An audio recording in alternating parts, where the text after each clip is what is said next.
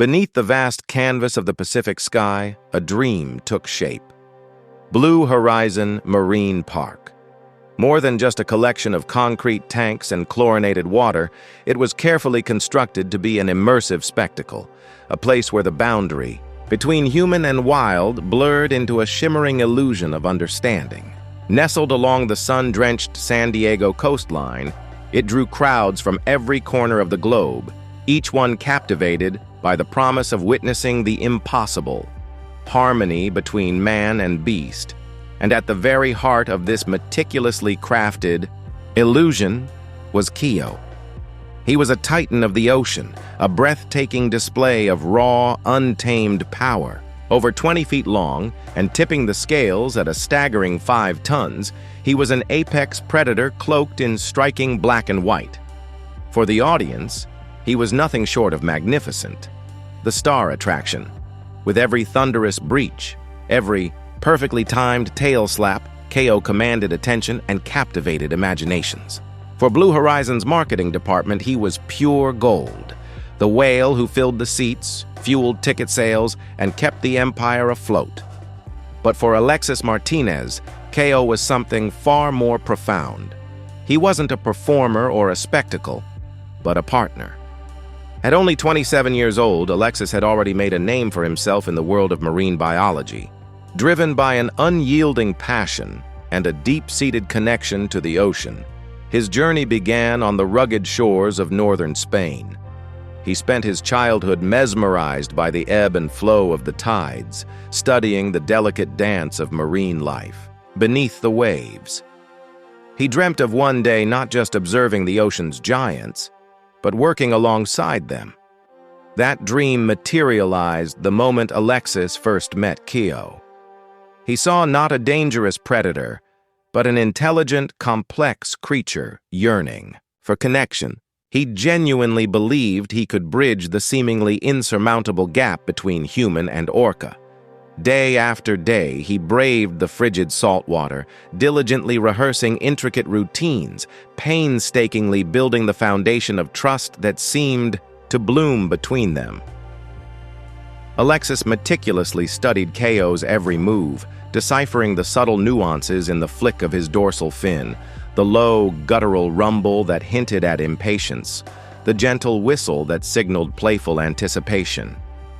The audience saw only the magic, the seamless synchronization of two beings moving as one, as if bound by an unbreakable, unspoken bond. But behind the scenes, in the quiet solitude of the training sessions, Alexis was acutely aware of the delicate balance he maintained.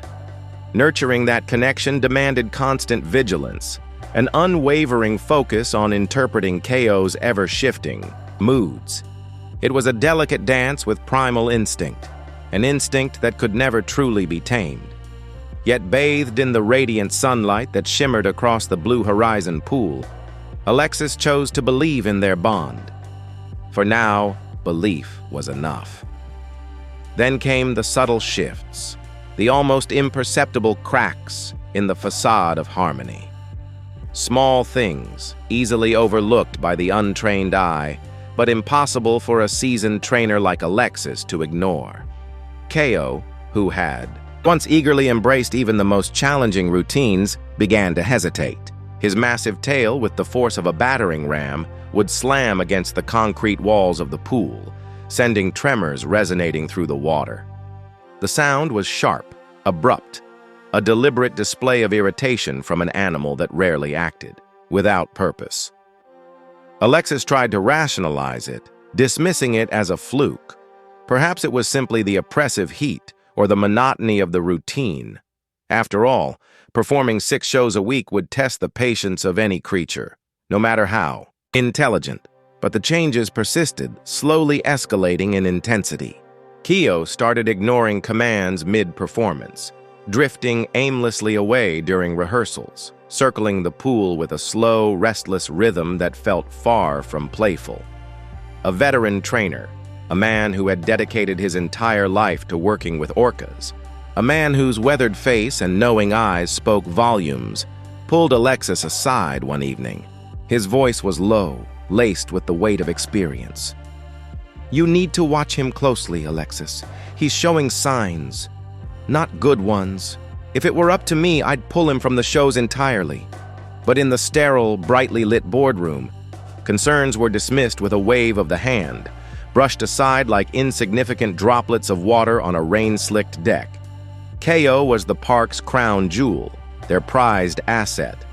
A single performance had the power to pack the stands and generate enough revenue to keep the lights on for weeks. As far as management was concerned, a restless whale was still a profitable whale. Alexis desperately wanted to believe that the unique bond he had forged with KO could withstand any storm, no matter how ominous. He had invested countless hours, immersing himself in KO's world, learning his moods, his individual patterns, the complex language of clicks and whistles that flowed between them. He simply couldn't fathom the idea of that trust shattering. Not here, not with them. Yet beneath the glittering spectacle of the shows and the enthusiastic cheers of the crowds, something had irrevocably shifted. The pool felt different, charged, with a palpable tension that hadn't been there before. The air around the stage crackled with an almost unsettling energy, and in the still, quiet moments when KO's dark, inscrutable eyes met his, Alexis thought he caught a fleeting glimpse of something else, something that felt less like genuine connection and more like cold, calculated assessment. If you've ever placed your trust in something wild, you know that those moments are the ones that truly matter.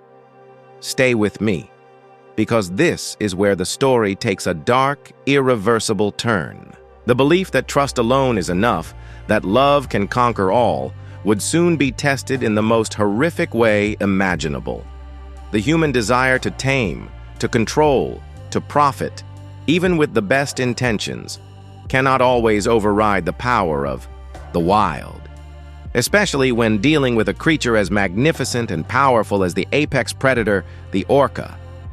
The shift in KO wasn't just a feeling, it was a palpable tension that hung in the air around the pool. Where once there was eager anticipation, before each performance, now there was a sense of trepidation. During practice sessions, KO's movements became erratic. The seamless coordination Alexis had painstakingly cultivated began to unravel.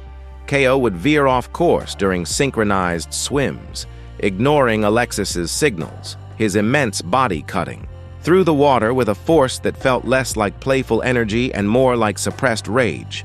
The other trainers noticed. Whispers followed Alexis as he walked past.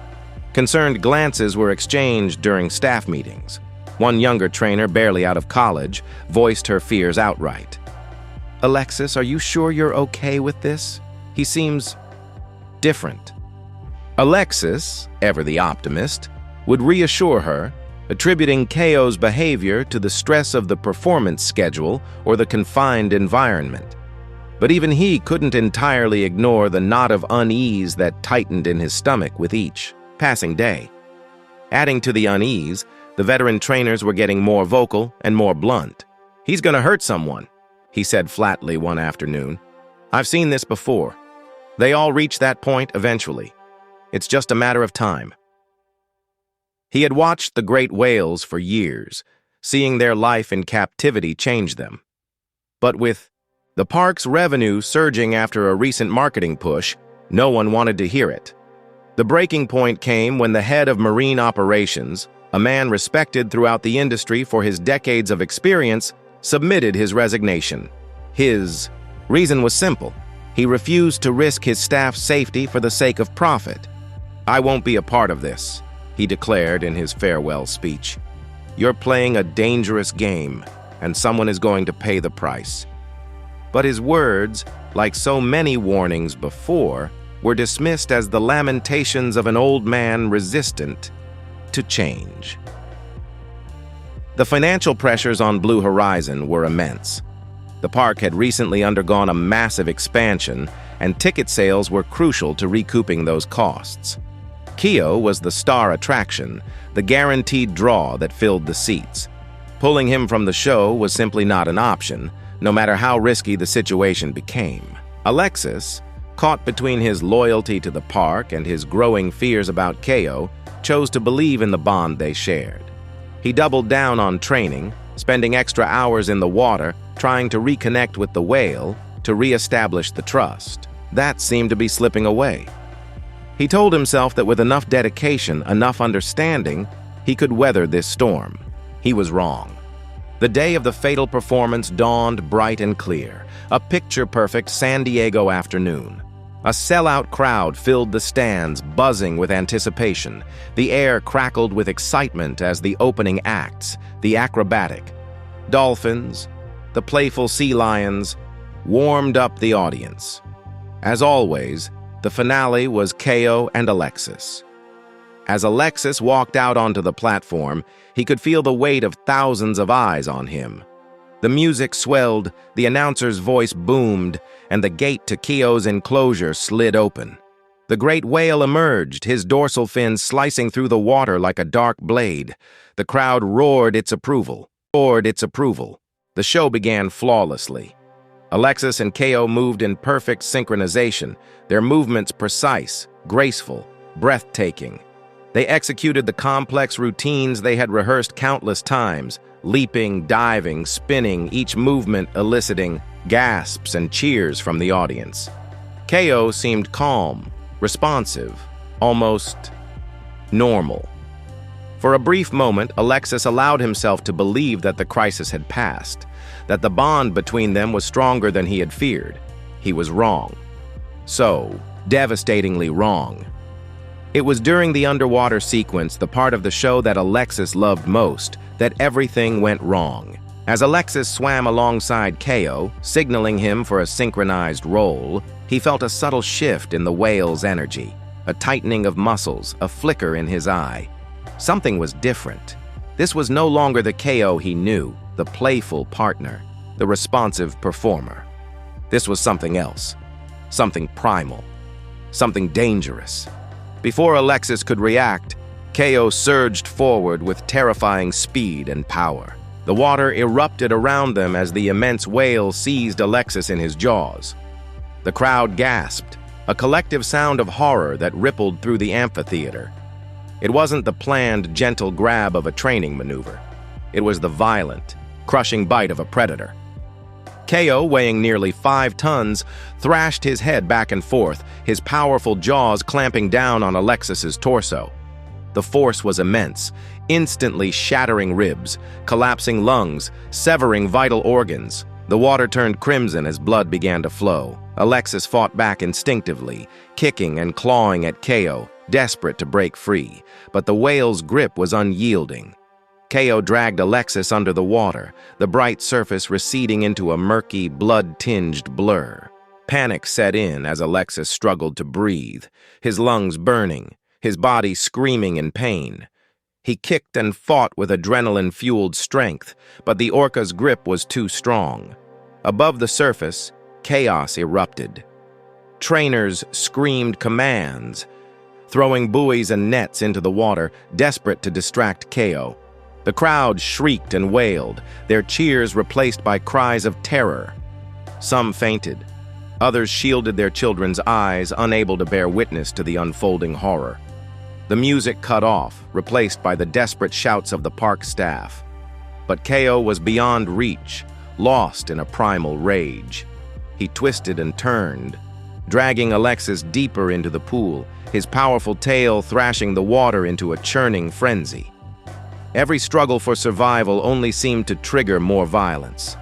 The whale rolled back and forth with his grip unyielding, ending the battle.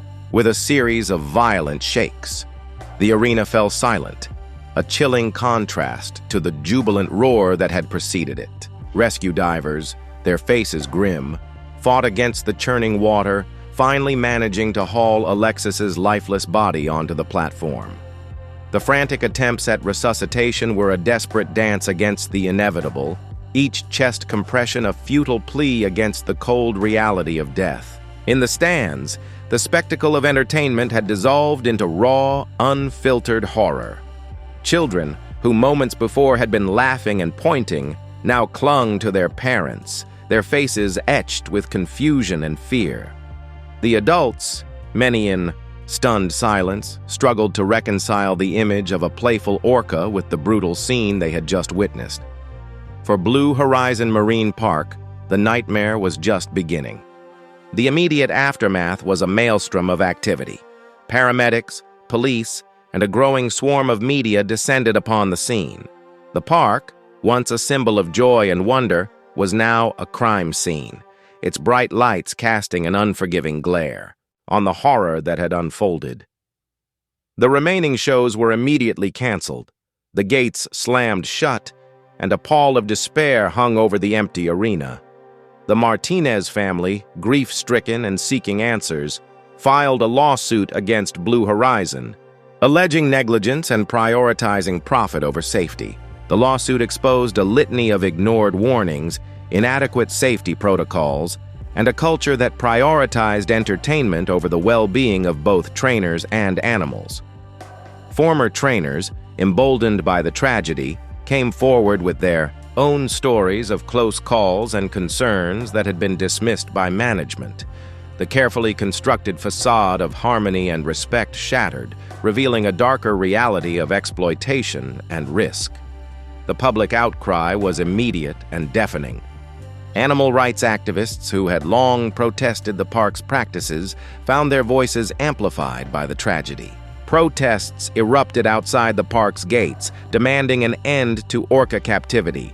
Social media exploded with outrage, the hashtag Justice for Alexis trending worldwide. The narrative shifted dramatically from one of awe and entertainment to one of exploitation and cruelty. The film and documentary Black Waters gained traction, showing the truth behind keeping the apex predator in captivity.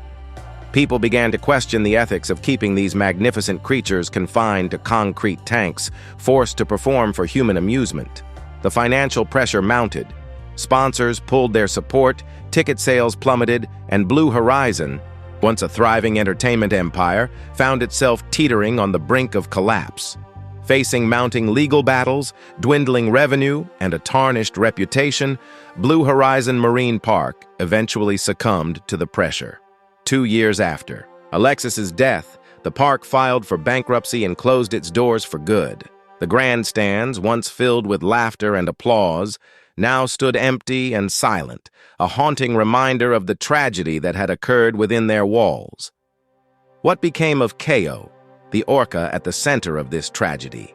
After a period of intense scrutiny and debate, he was eventually relocated to a marine sanctuary off the coast of British Columbia. There, in the vast expanse of the open ocean, he was granted a semblance of the freedom he had been denied for so long. He could swim in deeper waters, hunt for live prey, and interact with other orcas. While not a true return to the wild, it was a step towards a more natural existence, a chance to reconnect with his instincts and his heritage. The move was seen by many as a bittersweet victory, a recognition of the inherent cruelty of captivity, but also a reminder of the irreversible damage that had been done. Alexis Martínez's death served as a catalyst for change, sparking a global conversation about the ethics of keeping orcas in captivity. His legacy is not one of perfect performances or unwavering trust, but of sacrifice and awareness. He became a symbol of the price we pay when we prioritize entertainment over animal welfare and human safety. He forced us to confront the uncomfortable truth that no amount of training can truly tame the wild, and that our desire for entertainment should never come at the expense of an animal's freedom or a human life.